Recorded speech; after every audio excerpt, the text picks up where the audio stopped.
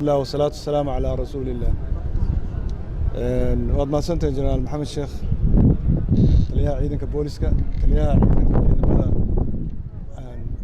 أميسوم تليها عيدن كبوليسكا أميسوم تليها نيسا جنرال هذا يسلاكيش كله عيدن ماذا سكودفكا انت بقى waxaan aad iyo aad ugu faraxsanahay maanta inaan kala soo qayb galo waxa la yiraahdaa bandhigan runtii aad ku bandhigaysaan iyadoo shaqooyin badan ay maanta ka socdaan magaalada san imika arkayno doorashadii ugu dambeysay ay iyaduna socota aqalka sare Soomaaliland oo iyaguna maanta labadii kursi ugu dambeeyay la qaban doono haddii alla idmo sidoo kale waxa socota inuu maxaa la yiraahdaa diyaar garowgii dhammaan magaalada kala xidhnaan inuu kala xidhkeedii iyo sugidda amniga oo iyaduna socota iyo inagoo maanta halkan joogno ku diyaar garoobayna maxaa la yiraahdaa sidii berrito ilaahaydankii ay noogu dhici lahayd doorasho nabad ku dhacda waxaanan shacbiga aanu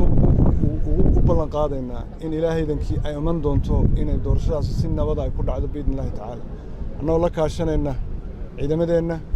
ilaahay subxaana wa tacaala marka hore ka bacdina ciidamadeenna iyo shacbiga labadaba oo aan doonayno iyaguna inay qaybtooda ka qaataan sidii loo heli lahaa doorasho si wanaagsan inoogu dhacdo haddii alla waxyaalahan shacbiga ka doonayna waxaa ka mid ah inay ilaaliyaan oo ay iyaguna la tacaamulaan oo si fiican ula tacaamulaan gaar ahaan ciidamada waan ognahay in ay dhib badan idinka imanayso kala xidhnaanta ay magaaladu kala xidhan tahay horeba waad noogu dulqaadateen imankana inaad noo dulqaadataan baan doonaynaa si markaa nabada ay noogu dhacdo doorashadu sidoo kale waxaan farayaa ciidamada iyaguna inay u naxariistaan shacbigooda khaasatan weliba dadka jilicda san hadday tahay gabadh foolanaysaa ama qof xanuunsanaya iyo wixii la halmaala inay iyaguna u naxariistaan oo iyaguna ilaaliyaan inay mar walbaba ay sidii horeba ugu gargaari jireen iminkana ay si gaara maalintaa maadaama magaaladu ay kala xidhan tahay inay si gaara ugu gargaaraan haddii alla idmo laakiin waxa muhiima amniga waa inaan ka wada shaqaynaa dhammaanteen amnigu waa innagaa ku nool isagoo inaguma noola inaanu ka wada shaqayno ayaa muhiima oo aynu ku kalsoonaano ciidamadeenna ilaahay subxaana wa tacaala inagoo mar walbaba tiirka alle subxaana wa tacaala inagoo qabsanayna inaynu mar walbaba xasuusnaano inay dowladda iyo ciidamadu intuba ay ku filan yihiin inay sugi karayaan amniga marka aynu ku kalsoonaano taas sidaad ka arkaysaan waxaa maanta ani sharaf weyniya in xaggayga dambe ay joogaan ciidamadii in yar oo ka kooban weeyaan maaha iyagoo dhan ciidamadii maanta loogu talagalay inay hawshaa qabtaan iyo xoogagga halkaad ka arkaysaan oo xooggii isku darka ahaa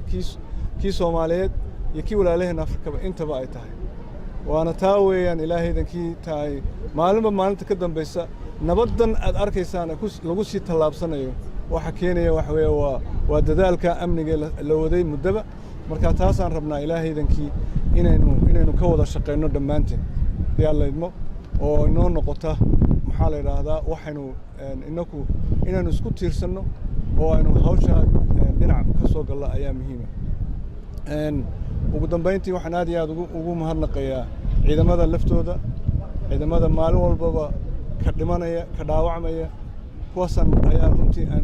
inay tahay dhammaanteen inaan u mahadnaqno iyagoo mararka qaarkood laga yaabo inay kaba habsaanto mushaharkii ka habsaamo laakiin haddana taagan oo waxa weeye taasaa caddaynaysa wadanninimadooda innakuna inaynu dhinac la istaagno oo dhinac iyagana tiirino ayaa loo baahan yahay biidni illaahi tacaala sidoo kale inaan u mahadnaqno ciidamada kala shisheeye walaalaheenna dalalka kala duwan ka yimid iyaguna ay qaybtooda ka qaataan iyagoo dal kale ka yimid ayaa dhiigooga halkan ku daadanaya oo maalin walba ay ku dhimanayaan oo ku dhaawacmayaan marka runtii waxaan iyagana jecel lahay inaan u mahadnaqno oo aan idhaahno maxaa la yidhaha waa idin ogsoonnahay taariikhdaana idin qori doonta haddii alla wixii hadda ka dambeeyana waxaan rabnaa in la bilaabo sidii tartiib loogala wareegi lahaa amniga oo markaa ay noqoto inay Soomaali isku tashato oo ay markaa noqoto wixii laga filayay oo ahayd ee dawladahan ay noogu yimaadeen oo ahayd inay naga caawiyaan oo in soo kobciyaan marka inaguna aynu la wareegno taasaa rabaa inay ka shaqeyso haddii aan leedno dawladda dambe cusub biidnillahi tacaala marka anigoon ku raajinayn hadalka waxaan doonayaa inaan hal kelimo ku idhaahdo ilaahaydankii waxa doorashadu si nabad leh noogu dhici doontaa madaxweynaha cusub baana inoo iman doona biidnillahi tacaala oo ama noqoto madaxweynihii hore ama madaxweynayaasha kale tartamaya marka madaxweynaha cusub ama dib loo soo doortay waxaanu doonaynaa inaynu la wada shaqeyno dhammaanteen kuna kalsoonaano doorashada aan ku kalsoonaano haddii aan leedno waa taa weeta wax beddelaysa Soomaaliya maanta hore u socotaa horena waa u socon doontaa ilaahaydankii aan hore wada dhaqaajinno dhammaanteen taasaa muhiim ah assalaamu calaykum waraxmatullaahi وتعالى كسافو مقبورا تير شكر